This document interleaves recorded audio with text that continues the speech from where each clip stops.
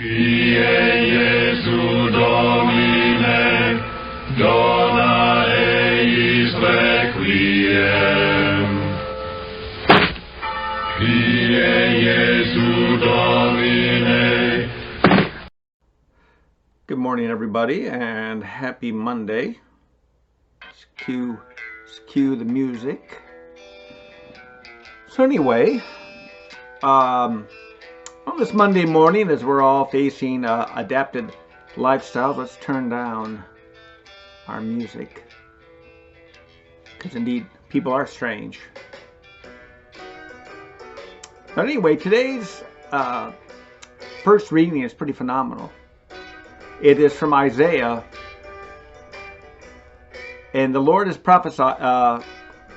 proclaiming through Isaiah a time of restoration. And it's a time after everything appears to be lost. Jerusalem has been destroyed. The people have been exiled to Babylon. And what's left in Israel are really people who don't understand their faith. All the people who were their shepherds have been removed by Babylon. And yet Isaiah is prophesying the Lord's message that God is going to restore. God is going to rebuild. That God is faithful. And I think that's how we have to look at things here in this current cultural phenomenon we're dealing with this illness. God is going to restore us. Now, it may not be in this life. I mean, that's what we always have to come back to. There is a good chance somebody we know or ourselves may come down with this virus sooner or later. We are really only at the beginning stages of it, whether we like to admit that or not. Even though we've heard about it for months now, for the last few months, we're really only in the beginning stages of exposure. And one of the frightening things about this is there are carriers among us who don't even know it. It may be exposing people who are more vulnerable than themselves, and that happens. And so there's a greater chance that in spite of our precautions, cases, well, they are going to go up.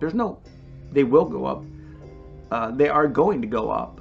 I think that's a given. If you're thinking otherwise, you are probably delusional. Cases are going to go up. Deaths are going to go up. And yet, the Lord is faithful, and we are going to overcome this. This is not the Black Death 2.0.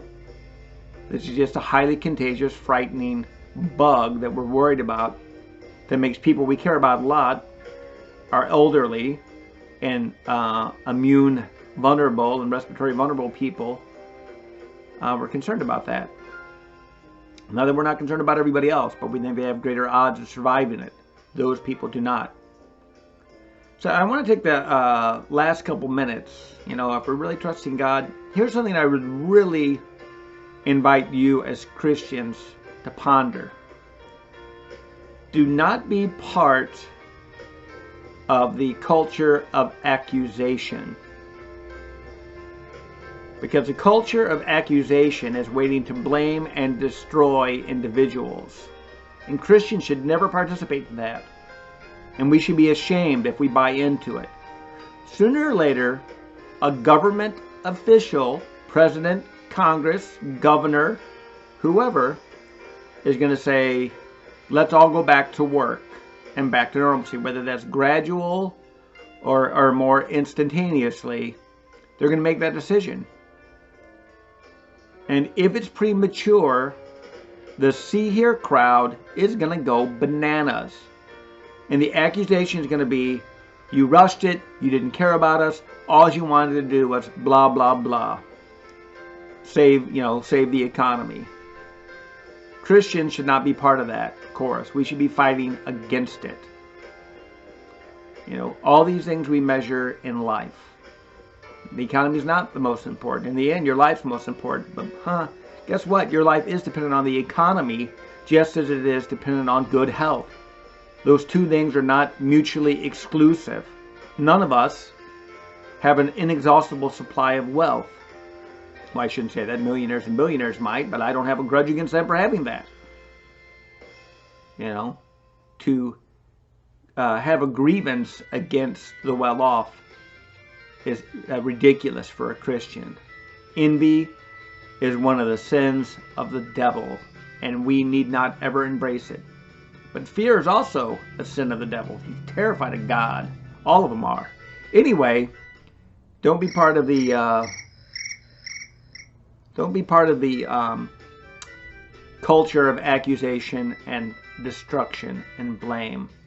Mistakes will be made, and bear them with patience and charity and a desire for the common good.